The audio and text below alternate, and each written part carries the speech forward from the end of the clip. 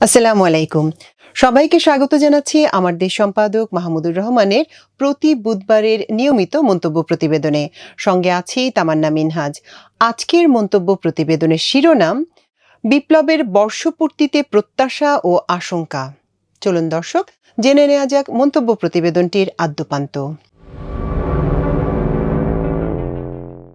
প্রতি বুধবার প্রকাশিত আমার মন্তব্য প্রতিবেদন পত্রিকায় ছাপা শুরু হয় আগের রাতের দ্বিতীয় প্রহরে। আজ ৫ আগস্ট আমার যে লেখা ছাপা হচ্ছে সেটি আপনারা কাল বুধবার পড়বেন। ঠিক ১ বছর আগে এই দিনে ফ্যাসিস্ট হাসিনা বাংলাদেশের দেশপ্রেমিক জনগণের এক অবিস্মরণীয় ও রক্তাক্ত বিপ্লবে ক্ষমতা ছাড়তে বাধ্য হয়ে প্রভুর দেশে পালিয়ে গিয়েছিলেন। জুলাই বিপ্লবে শহীদদের প্রতি আমার দেশ পরিবারের পক্ষ থেকে এবং ব্যক্তিগতভাবে আমি অসীম শ্রদ্ধা জানাচ্ছি। দেশ কাঁপানো ৩৬ দিনের সব আহত এবং যারা ভাগ্যক্রমে আহত হননি সেই সব যোদ্ধার প্রতি আমার সালাম, সমবেদনা ও অভিনন্দন। ছাত্রদের নেতৃত্বে বাংলাদেশের তরুণরা সারা বিশ্বের নিপীড়িত জনগোষ্ঠীর জন্য সাহস ও আত্মত্যাগের এক অনন্য নজির সৃষ্টি করেছে। সম্পূর্ণ নিরস্ত্র তরুণ বিপ্লবীরা অকুত ভয়ে ফ্যাসিস্ট রাষ্ট্রের মারণাস্ত্রের সামনে বুক চিতিয়ে দাঁড়িয়েছে। তারা এক একজন বিশ্ব বিপ্লবের ইতিহাসের সব নতুন নায়ক। বিপ্লবোত্তর বাংলাদেশে প্রাপ্তি ও অপ্রাপ্তি নিয়ে নানা রকম বিতর্ক রয়েছে। আমি আজ অতীত নয় বরং বর্তমান ও ভবিষ্যতের দিকে দৃষ্টিপাত করতে চাচ্ছি। আমার বিবেচনায় অন্তর্বর্তীকালীন সরকারের দৈনন্দিন সরকার পরিচালনা ছাড়া মোটা দাগে ৪টি প্রধান দায়িত্ব ছিল। ১ নম্বর, শহীদ পরিবারের পাশে দাঁড়ানো এবং আহত জুলাই যোদ্ধাদের যথাযথ চিকিৎসার ব্যবস্থা ও পুনর্বাসন।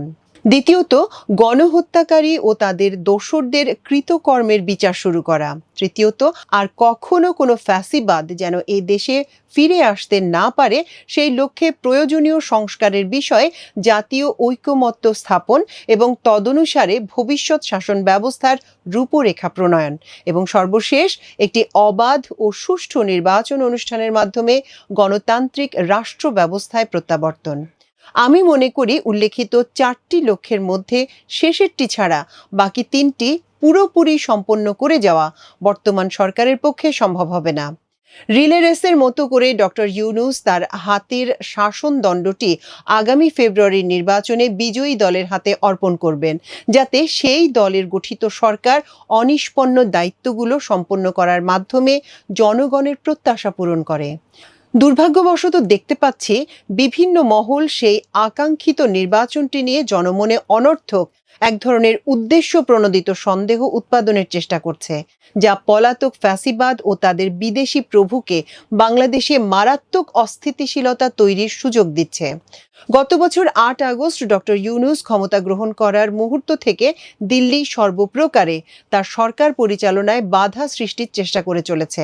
আমাদের পণ্য রপ্তানির উপর নানা রকম শুল্ক ও অশুল্ক বাধা সৃষ্টি, সীমান্তে অব্যাহত বাংলাদেশি নাগরিকদের হত্যা, ভারতে বাঙালি মুসলমানদের জোর করে বাংলাদেশে পুশব্যাক, বাংলাদেশের অভ্যন্তরে ভারতীয় এজেন্টদের দিয়ে আইনশৃঙ্খলা পরিস্থিতির অবনতি ঘটানো, আন্তর্জাতিক পরিমণ্ডলে ভুয়া সংখ্যালঘু কার্ড ব্যবহার প্রভৃতি নানা উপায়ে ভারতীয় শাসক গোষ্ঠী বাংলাদেশ সরকারকে ব্যর্থ করতে চেয়েছে। তাদের হীন চেষ্টা যে এখন পর্যন্ত সফল হয়নি, এটা মহান আল্লাহ তাআলার আমাদের প্রতি বিশেষ রহমত। অথচ হাসিনা পলায়নের পর অতীতের কর্মকাণ্ড বিবেচনায় ডক্টর ইউনূসকে অন্তর্বর্তীকালীন সরকার প্রধান হিসেবে ভারত সরকারের স্বাগত না জানানোর কোনো যুক্তিসঙ্গত কারণ ছিল না। ডক্টর ইউনূস নামটি আন্তর্জাতিক পরিমণ্ডলে বাংলাদেশি নাগরিকদের মধ্যে সর্বাধিক পরিচিত।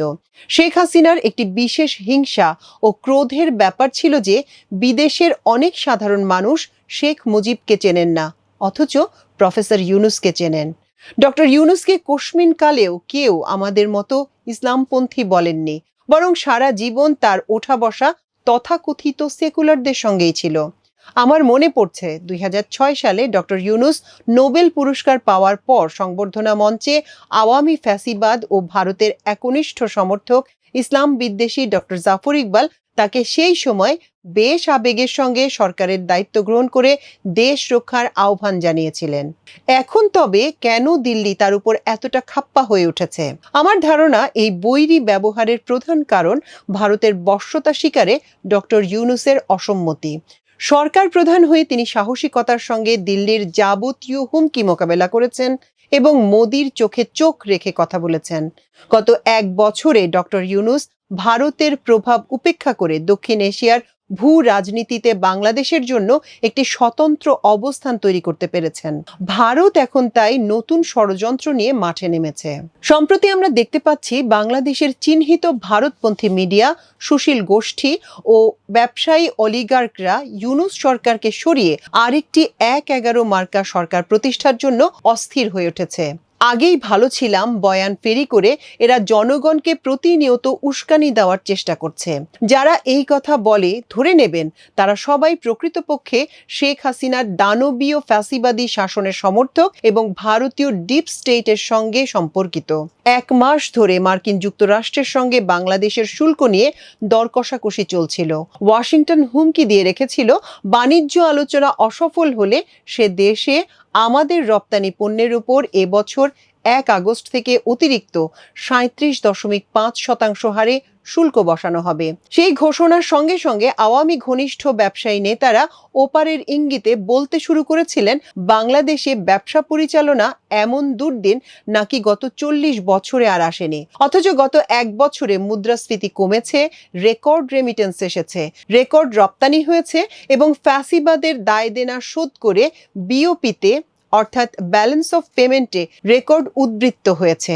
যে ব্যবসায়ী নেতা উপরোক্ত উক্তি করেছেন তিনি পলাতক ফ্যাসিস্ট শাসকের এতটাই প্রিয় ছিলেন যে মৃত্যুর পরেও শেখ হাসিনাকে তিনি আগাম চেয়ে রেখেছেন এবং ২০২৪ সালে আমিডামি নির্বাচনে ভুয়া সংসদ সদস্য হয়েছিলেন। তার সঙ্গে সুর মিলিয়ে অন্যান্য সুশীল ও সমগোত্রীয় অর্থনীতিবিদরা ডক্টর ইউনূসকে এখনই ক্ষমতা ছেড়ে দেওয়ার দাবি তুলেছেন। কেউ কেউ জরুরি ব্যবস্থার দাবিও জানিয়েছেন। দুর্ভাগ্যবশত ক্ষমতার দ্বার প্রান্তে পৌঁছে গিয়েও কতিপয় অর্বাচীন রাজনীতিবিদ এদের সঙ্গে সুর মিলিয়ে বুঝে অথবা না বুঝে টক শোতে আগেই ভালো ছিলাম জাতীয় বক্তব্য দিচ্ছেন। এসব ব্যক্তির প্রচারণার সঙ্গে আমরা যদি সম্প্রতি ফাঁস হয়ে যাওয়া একাধিক কর্মরত সেনা কর্মকর্তার রাষ্ট্রবিরোধী তৎপরতার ঘটনা মেলাই তাহলে বাংলাদেশ নিয়ে ভারতের অব্যাহত ষড়যন্ত্রের বিষয়টি অনেকটাই পরিষ্কার হয়ে যাবে। গত ১ বছরে ফ্যাসিবাদের ঘাঁটি গোপালগঞ্জে যা ঘটেছে সেখান থেকে বাংলাদেশের দেশপ্রেমিক জনগণের বিশেষভাবে সতর্ক হওয়া উচিত। ডক্টর ইউনূস সরকারের অন্যতম ব্যর্থতা হলো ওই বিশেষ জেলা থেকে গত ১৫ বছরে যেসব ব্যক্তি সরকারি চাকরি বিশেষ করে আইন শৃঙ্খলা বাহিনীতে নিয়োগপ্রাপ্ত হয়েছেন তাদের চিহ্নিত করতে না পারা। পুলিশ, এনএসআই ও সেনাবাহিনীতে তাদের বিপজ্জনক অনুপ্রবেশ ঘটেছে। ডক্টর ইউনূসের সঙ্গে তারেক রহমানের লন্ডন বৈঠকে ফেব্রুয়ারির প্রথমার্ধে নির্বাচনের একটা সুস্পষ্ট ধারণা পাওয়ার পর আমরা আশা করেছিলাম গণতান্ত্রিক উত্তরণের পথে সব আশঙ্কা মিটে গেছে এবং সেই সময় পর্যন্ত রাষ্ট্র পরিচালনায় আর কোনো বিঘ্ন ঘটবে না। লন্ডন বৈঠকের পর উপদেষ্টা সহ সরকারের অন্যান্য মুখপাত্র তাদের বক্তব্য ঘোষিত সময় নির্বাচন অনুষ্ঠানের ব্যাপারে ধারাবাহিকভাবে আশ্বস্ত করেছেন। সেই থেকে আমার একাধিক লেখায় মন্তব্য করেছি দেশ ও বিদেশে ডক্টর ইউনূসের ভাবমূর্তি ধরে রাখতে হলে অবশ্যই ফেব্রুয়ারিতে একটি অবাধ ও সুষ্ঠু নির্বাচন দিয়ে ক্ষমতা হস্তান্তর করতে হবে। নির্বাচন ফেব্রুয়ারিতে হচ্ছে কিনা বিভিন্ন মহল থেকে এ জাতীয় প্রশ্নের সম্মুখীন হলে আমি সবসময়ই বলে থাকি ডক্টর ইউনূস প্রতিশ্রুতি রক্ষা করবেন বলে আমার দৃঢ় বিশ্বাস।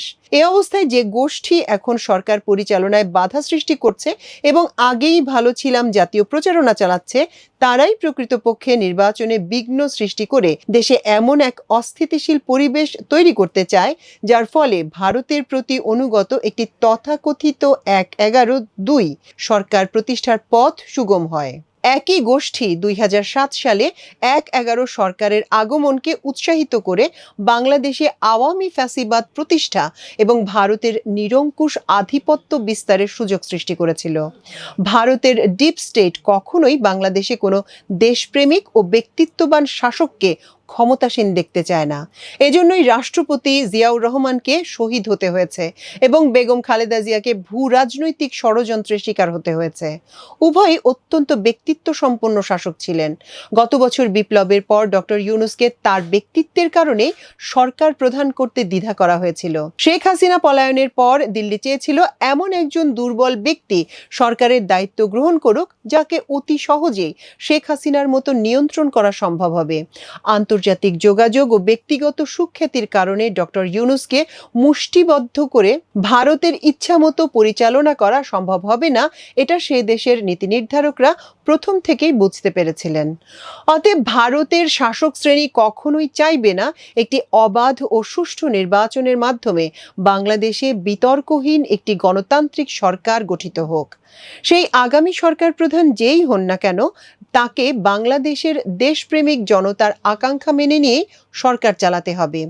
দীর্ঘ 6 বছর নির্বাসনে থাকার পর দেশে ফিরে আমি যে বাংলাদেশকে চিনেছি, সে দেশের জনগণ ভারতীয় হেজেমনি ও ফ্যাসিবাদী শাসন ব্যবস্থা কোনো অবস্থাতেই আর মেনে নেবে না বলে আমার ধারণা জন্মেছে। ভারতের দাদাগিরির বিষয় তরুণ জনগোষ্ঠীর এমন সুদৃঢ়, আপোষহীন ও লড়াকু মনোভাব আমি স্বাধীনতার পর অর্ধ শতাব্দীর অধিক কালের মধ্যে কখনো দেখিনি।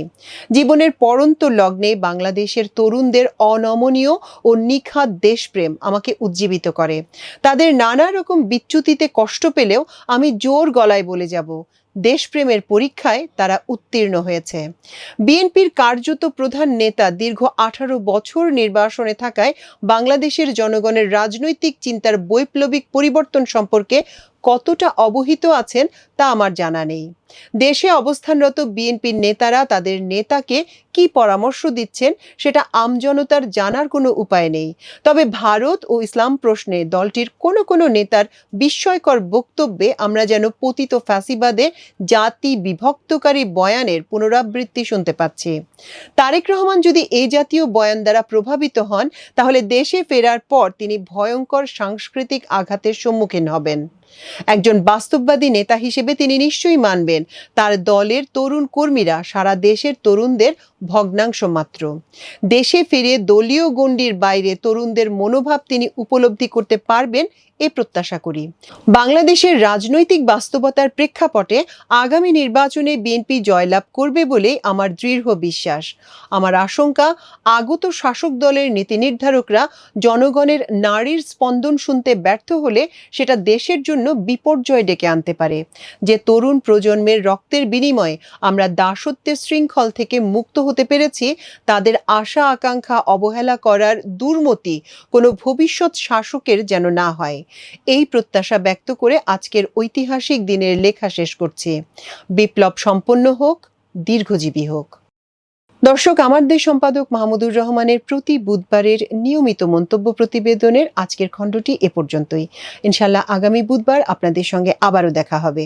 সে পর্যন্ত আল্লাহ আপনাদের সবাইকে ভালো রাখুন, সুস্থ রাখুন এবং দেখুন, শুনুন, পড়ুন, শেয়ার করুন, সাবস্ক্রাইব করুন আমার দেশের ফেসবুক পেজ এবং ইউটিউব চ্যানেল। এতক্ষণ সঙ্গে থাকার জন্য অশেষ কৃতজ্ঞতা। আল্লাহ হাফেজ।